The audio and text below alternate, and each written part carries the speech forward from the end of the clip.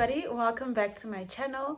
If you're watching me for the first time, I go by the name of Gift Somagwabe, also known as Some K, your Young Internal Auditor of the Year 2022, Mail and Guardian Top 200 Young South Africans in the Education category 2023, and Emerge Africa Awards Youth Empowerment Ambassador for 2024. So you guys are in good hands. Welcome back to another episode where we're discussing very interesting topics that will get to empower you and obviously learn a little bit more about careers, industries, and so much more.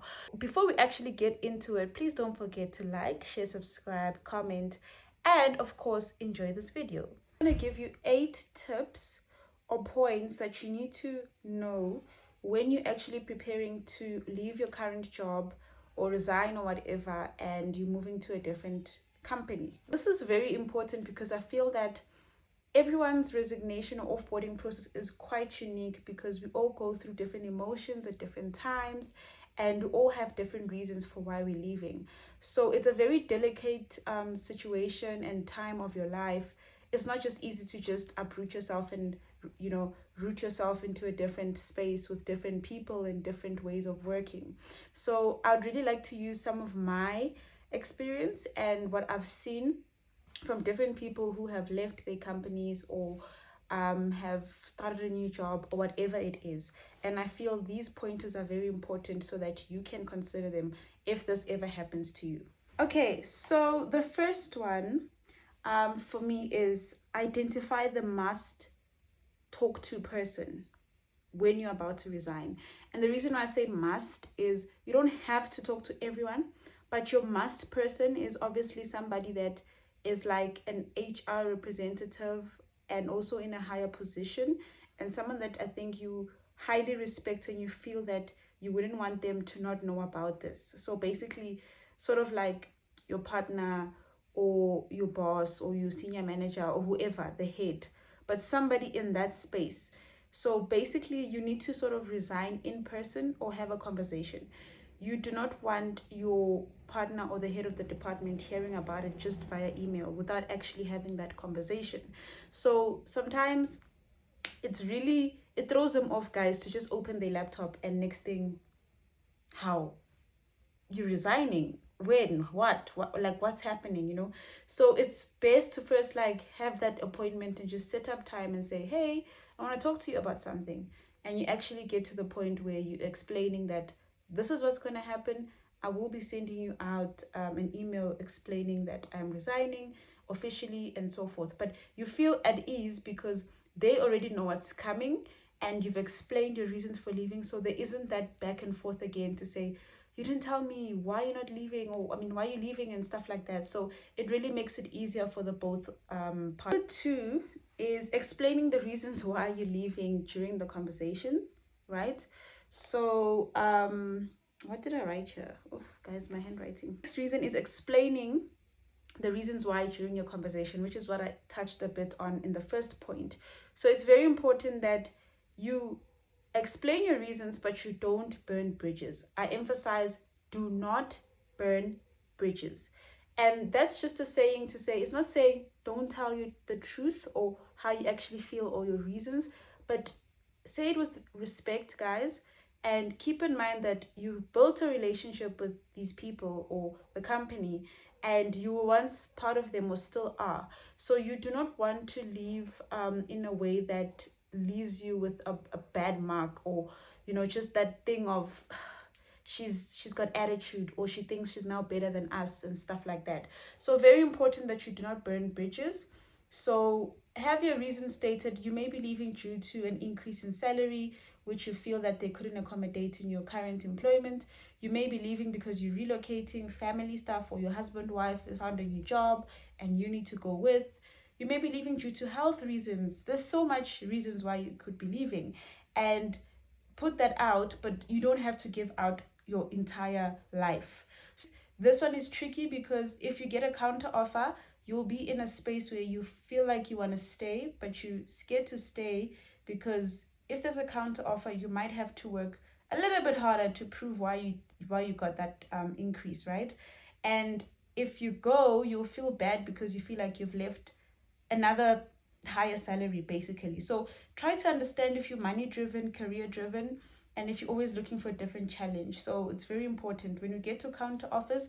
This is a whole different ball game, which I won't actually touch on in this video, but just to give you context, it's, yeah, that's what it's basically about. Number 3, this is where you officially writing your resignation letter and HR is involved. So you would need to send out an email to HR, including your partner or your boss or whoever is part of the head of department, and they are informed that you are leaving. This is another video that I'll do separately on how you can actually write your resignation letter. Keep it nice and short, guys. Sweet. Mwah. You do not have to write a whole paragraph. I think mine was like 2 lines or something, and it was just easy because, again, I had the conversation before I actually sent out the email.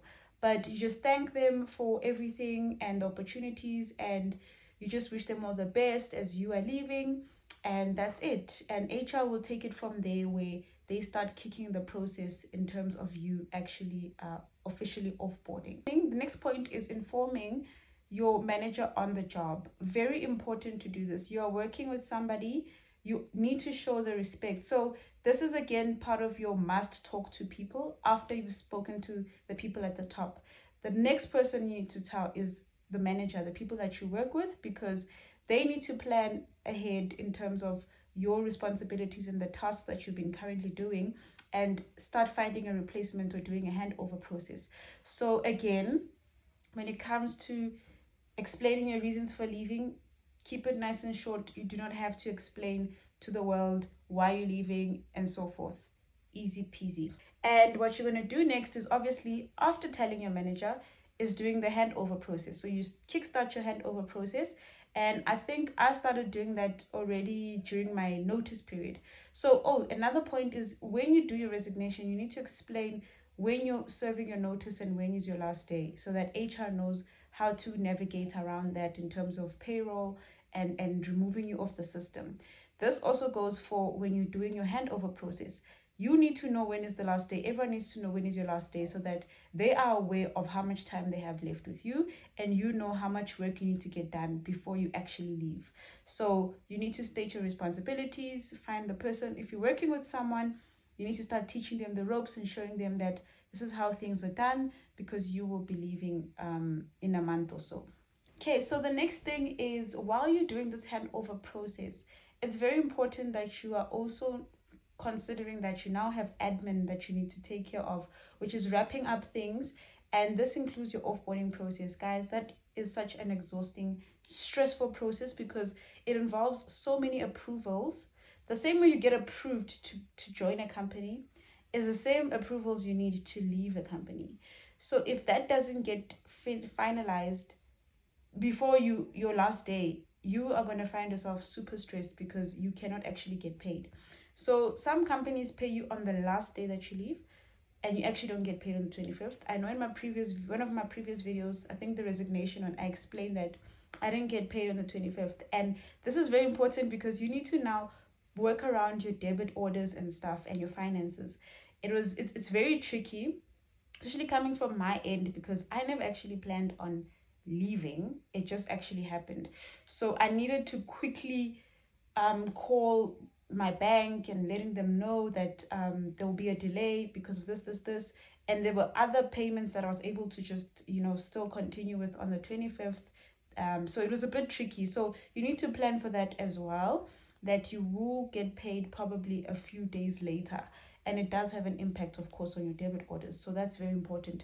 So you follow the whole HR process. Whatever approvals you need to get, those approvals, you need to remind people to approve your stuff. You need to also do some work on your end, because you need to submit forms, you need to fill in stuff. If you're in medical aid, they need to remove you from that medical aid. That means you need to, guys, it's a lot. You need to actually fill in those things.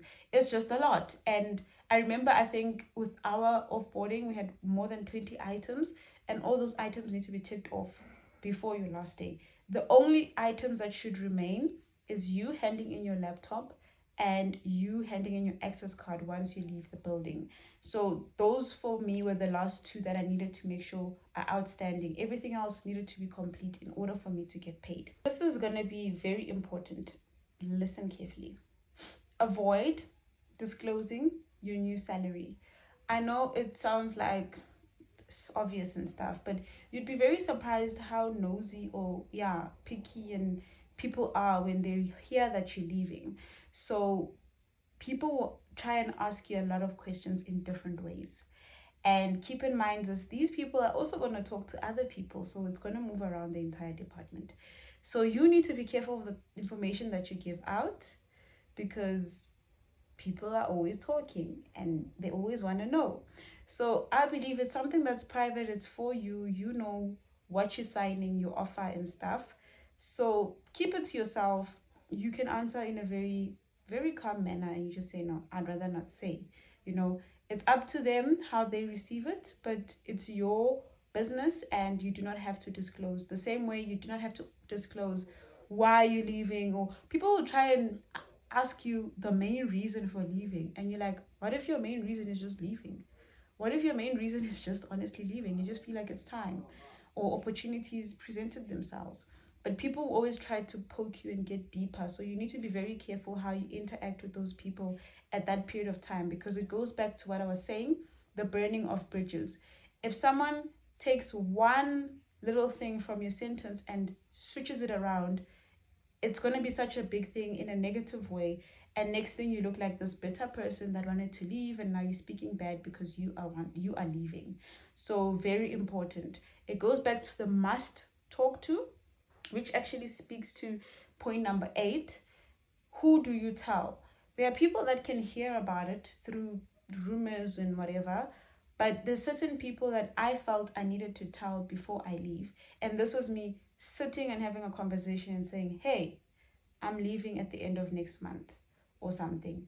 I felt that's a respectful thing to do, and from a relationship perspective, because we've built a connection, I wouldn't want that person to hear about it from other people.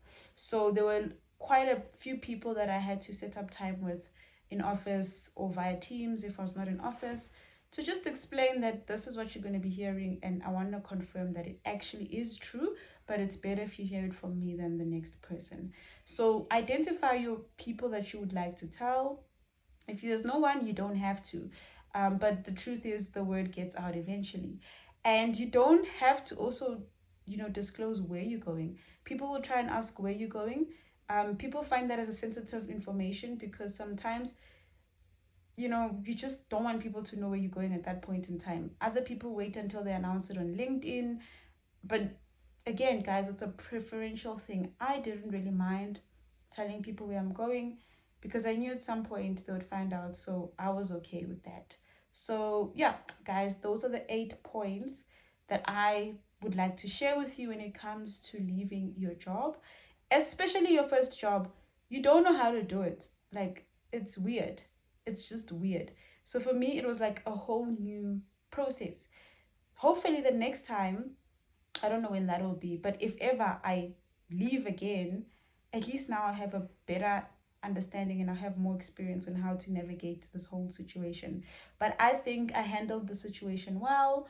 I left in peace and I'm really happy. I still love my people from the audit firms, amazing people, and I learned a lot. And I vouch for audit firms, because they really give you those skills that you need to fly out there.